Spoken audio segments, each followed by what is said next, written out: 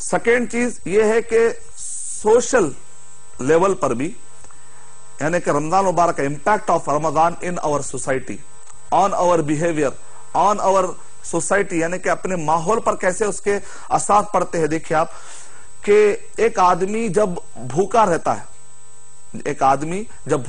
है, जैसे सहीह उल जामे अस्सगीर की रिवायत है, हदीस नंबर 890 के बाद जो हदीसें में मिलती हैं, उसमें से एक हदीस शरीफ ये है, इरहमु मन फिल अर्द यरहमकुम मन फिस समा, कि तुम जमीन वालों पर रहम करो तो अल्लाह ताला तुम पर रहम फरमाएगा।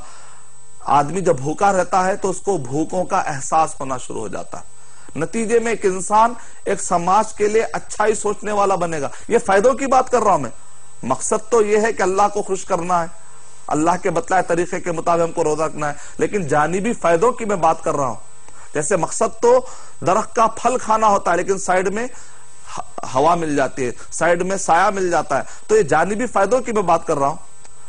तो सोशल लेवल पर ऐसे इंसान पैदा होते हैं जिनको एहसास होता है कि गुर्बत क्या होती है, गरीबी क्या होती है, भूख क्या होती है, प्यास क्या होती है। नतीजे में एक इंसान दूसरे इंसान को मदद करने का उसके अंदर एक मादा पैदा होता है, एक बिहेवियर पैदा होता है, एक उसके अंदर अच्छाया पैदा हो सकती है। इससे आज का जो वेस्टर्न कल्चर है, इसके अंदर जो चीज हमें सबसे ज्यादा तकलीफ दे जो नजर आती है वो है ओल्ड एज होम कॉन्सेप्ट।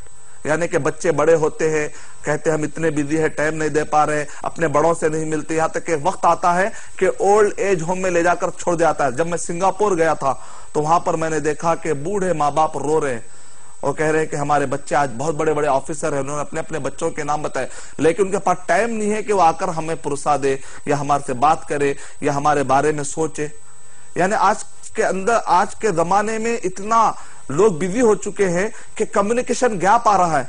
बाप अपने बेटे के साथ बैठकर कुछ देर बात नहीं कर पा रहा है।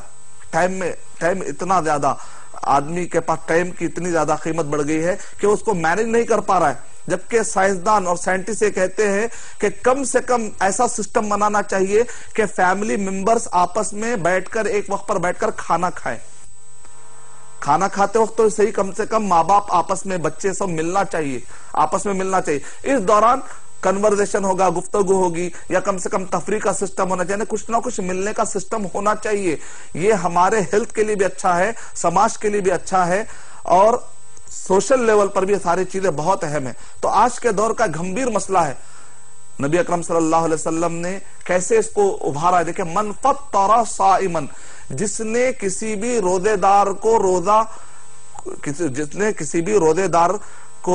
रोजा खोलने का इंतजाम फरमा दिया, तो जाहिर बात है उसके लिए मिलना पड़ेगा, जाकर उसको देना पड़ेगा। इसी तरीके से इफ्तार के दौरान मुसलमान क्या करते हैं, एक दूसरे को इफ्तारी कराने के लिए दावतें करते हैं, तो उसमें मेल मिलाप बढ़ता है और नतीजे में कम्युनिकेशन गैप खत्म होता है, एक दूसरे के दुख और दर्द समझ में आना शुरू हो जाते हैं। ये बहुत